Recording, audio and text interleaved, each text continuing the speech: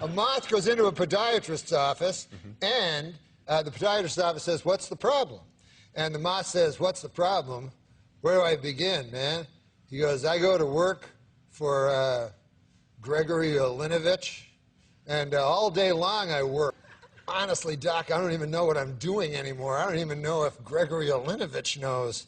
He only knows that he has power over me, and that seems to bring him happiness.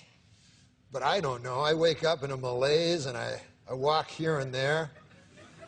The podiatrist says, "Oh, yeah?"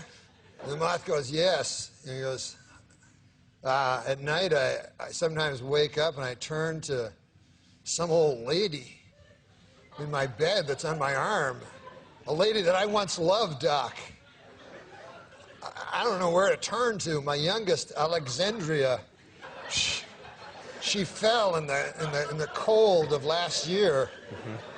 The cold took her down, as it did many of us. And my other boy, and this is the hardest pill to swallow, Doc. My other boy, Gregorio, I no longer love him. As much as it pains me to say, when I look in his eyes, all I see is the same cowardice that I catch when I take a glimpse of my own face in the mirror. If only the cowardice was stronger, then perhaps I could bring myself to reach over to that cocked and loaded gun that lays on the bedside behind me and end this hellish facade once. How long was this? Do you live in the valley? Where do you live? Please, sorry. He says, "Doc, sometimes I feel like a spider, even though I'm a moth, just barely hanging on to my web with an everlasting fire underneath me. I'm not feeling good."